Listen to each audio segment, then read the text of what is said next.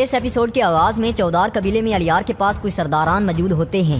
अलियार कहता है कि मैंने जिरगा को हालिया वाकयात जो रूनमा हुए उनके तनाजर में मुअख्खिर किया है। अल्लाह मेरा शाहिद है कि मुझे कोई सरोकार नहीं कि सरदार कौन होगा। इस पर वहाँ एक मौजूद सरदार कहता है कि अलियार साहब, हम सब अचार साहब को अच्छी तरह जानते हैं, इसीलिए हम आपकी हमायत करते हैं। उनका दिमाग उराल साहब की तरह हवस वाला है। अगर वो सरदार बनते हैं तो हमें फिर से अमन नहीं होगा। फिर अलियार कहता है कि वोट तकरीबन बराबर हैं, इसी वजह से मुझे आपकी दुआओं और हमायत की हमेशा और पहले से भी ज्यादा जरूरत है। इस पर एक सरदार कहता है कि अलियार साहब, हम हमेशा आपका साथ देंगे। हम सब जानते हैं कि आप कितने इंसाफ पसंद, अकलमंद और दयानतदार हैं। अल्लाह पाक हमें कभी आपके बगैर ना रखे। अलियार कहता है कि अगर अल्लाह ने मुझे सरदारी अता की तो मैं इत्तेहाद को यकीनी बनाऊंगा। काई के साथ और इलाके के दूसरे तुर्क कबाइल से हम एक दिल और एक रूह की तरह इकट्ठे हो जाएंगे। दूसरी जानिब उराल सराय के कमरे में कैद होता है। इसी दौरान एक सिपाही खाना लेकर आता है तो उराल एकदम से उस सिपाही पर हमला करके उसे जेर कर देता है। हमले की आवाज सुनकर दो सिपाही और अंदर आते हैं। उराल उन्हें भी जेर कर देता है। फिर उराल कमरे से बाहर भागता है और जो भी सिपाही रास्ते में आते हैं उराल उसे जेर करता चला जाता है। लेकिन जब उराल चंद कदम ही भागता है तो वहाँ बहुत से सिपाही आ जाते हैं और वो उराल को घेर लेते हैं। इतने में तुर्गुत भी वहाँ पहुँच आता है। तब उराल कहता है कि सिपाही तुर्गुत, सबसे पहले मैं तुम्हें मारूंगा। ये सुनकर तुर्गुत कहता है कि यहाँ से सिर्फ तुम मेरी लाश पर से ही गुजर कर जा सकते हो। इस पर उराल कहता है कि अगर ऐसा है तो मेरे हाथ खोलो, चलो अपने अधूरे हिसाब पूरा करते हैं। ये सुनकर तुर्गुत सिपाही से कहता है कि इसके हाथ खोल दो। तो सिपाही उराल के हाथ खोल देता है। फिर उराल एकदम से तुर्गुत पर हमला करता है, लेकिन तुर्गुत उराल के वार को रोककर उसे अपने मुक्कों का मजा चखाता है। फिर तुर्गुत उराल को दबोचकर जमीन पर गिरा देता है तो उराल बेहोश हो जाता है। फिर तुर्गुत गुस्से से कहता है कि ये कैसे भागा। इस पर शमशा कहता है कि लगता है कि इसने सिपाहियों को मारा और भागने लगा। फिर तुर्गुत कहता है कि जाओ और इसे बंद कर दो और अब इस कुत्ते को पानी भी मत देना। इसके बाद सिपाही उराल को वहाँ से ले जाते हैं।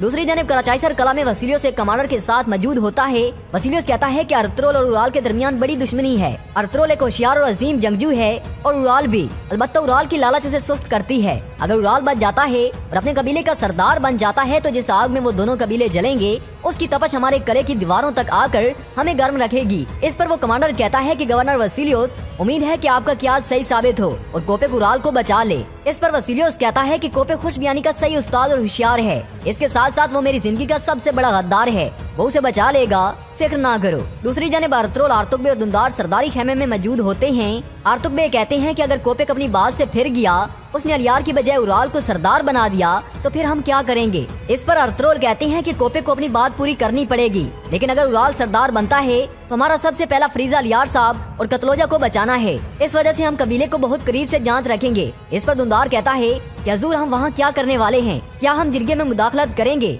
इस पर अर्तुगरुल कहता है कि अलियार साहब अपने इल्म की वजह से बर्दाश्त करते हैं और सब्र की वजह से बाख्तियार हैं। अगर अलियार साहब जिरगे में सरदार मुंतखब नहीं होते तो फिर हम अपनी तलवारें लहराएंगे और हक के लिए लड़ेंगे। दूसरी जानिब कराचाईसर कला में वसीलियोस हलीना के पास आता है।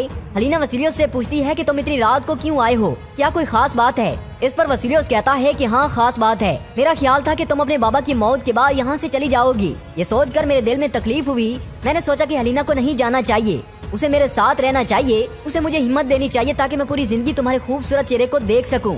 फिर वसीलियोस हलीना के गले में एक हार डालता है और उसे कहता है कि हलीना, तुम हमेशा मेरे साथ रहो, कल खाने पर हम अपने मुस्तकबिल के बारे में बात करेंगे। इसके बाद वसीलियोस चला जाता है और हलीना बहुत परेशान हो जाती है। दूसरी जानिब अर्तुगरुल और हलीमा सुल्तान सो रहे होते हैं और अर्तुगरुल अपने ख्वाब में देखता है कि शेख इब्नुल अरबी उनके साथ मौजूद होते हैं और उनके चारों तरफ धुआं ही धुआं होता है। तब अर्तुगरुल शेख इब्नुल अरबी से कहते हैं कि हजूर, मेरी मुसीबतों ने मेरा सांस रोक दिया है। ऐसे लगता है कि मेरे सीने में पूरी कायनात का बोझ है। मेरे एक कंधे पर मेरे शहीद सिपाही और दूसरे कंधे पर अमन है। इस पर शेख इब्नुल अरबी कहते हैं कि बेटा, ये तुम्हारा इम्तहान है। हर इम्तहान में कामयाब होने के बाद तुम मजीद मजबूत होगे। तुम ऐसी कौम के बाप बनोगे जो दुनिया की मुकद्दर पर असर और रसूख रखेगी। फिर शेख इब्नुल अरबी अर्तुगरुल को बहुत सी नसीहतें करते हैं और अर्तुगरुल से कहती हैं कि बेटा, उराल की मौत से खून बहेगा, लेकिन उससे तुम्हें फतह हासिल नहीं होगी। अमन को बचाकर यकीनन तुम्हें फतह होगी। ये ख्वाब देखने के बाद अर्तुगरुल जाग जाते हैं और बहुत खुश होते हैं। इसके बाद अगले दिन अर्तुगरुल हाली बाजार के सराय में मौजूद होते हैं और उसके पास शम्स और बमसी आते हैं। तब अर्तुगरुल बमसी से कहते हैं कि फौरन कला जाओ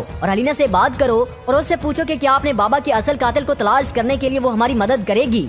और उस्ताद अयतरियान और दोमरोल से भी मिलना और पता करना कि उनके पास हमारे लिए कोई खबर है कि नहीं। इस पर बमसी कहता है कि भाई, जैसा आपका हुक्म। इसके बाद बमसी वहाँ से चला जाता है। फिर अर्थरोल समसा से कहते हैं कि तुम फौरन चौधार कबीले जाओ और फौरन अलियार साहब से मिलो और उन्हें कहो कि दोनों कबीलों के दरमियान खून रेजी को रोकने की खातिर मैं उराल को रिहा कर दूंगा, लेकिन उन्हें फिक्र करने की जरूरत नहीं है। मैं कोपेक से एक सौदा करूंगा, मैं उराल को कभी सरदार नहीं बनने दूंगा। अगर कोपेक ने उराल की सरदारी की हमायत की तो फिर हमारी तलवारें बोलेंगी और कोपेक अपना वादा पूरा करता है तो मैं अलियार साहब को उनकी सरदारी की मुबारकबाद देने वाला पहला शख्स हूँगा। इस पर समसा कहता है कि भाई जैसा आपका हुक्म। इसके बाद समसा वहाँ से चला जाता है।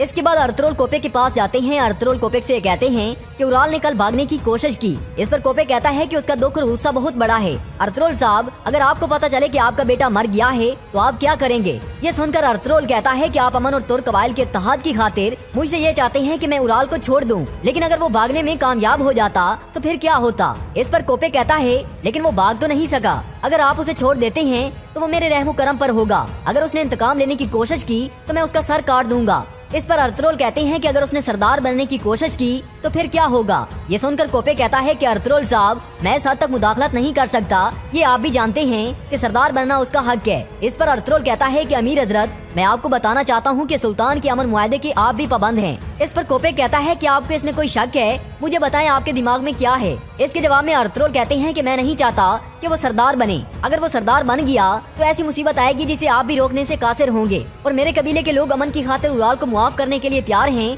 लेकिन मेरी एक शर्त है, उराल की जगह अलियार को सरदार बनाना चाहिए। इसलिए आप चौधार कबीले के सरदारों से बात करेंगे और उन्हें अलियार को सरदार के तौर पर मुंतखब करने के लिए राजी करेंगे। इस पर कोपेक कहता है कि अगर सरदारान ने मेरी बात ना सुनी और उराल को चुन लिया तो फिर? ये सुनकर अर्थरोल कहता है कि अमीर सातिन कोपेक, आपके पास रियासत की ताकत है, क्या आप अपनी ताकत को कम समझते हैं? अगर आप में इतनी कुव्वत नहीं तो आप क्या सौदा करना चाहते हैं? फिर मैं कुछ नहीं कर सकता, सजाए मौत का वक्त करीब है। इसके बाद अर्थरोल वहाँ से जाने ही लगता है तो कोपेक कहता है कि रुक जाएं, मेरी बात तो सुने, मुझे आपकी शर्त कबूल है। अगर उराल दूसरे सरदारान को खुद चुनने पर कायल कर ले तो इस सूरत में क्या होगा? इस पर अर्थरोल कहते हैं कि अमीर सातिन, इस सूरत में अमन खत्म, मैं खुद जाती तौर पर अमन तोड़ दूंगा।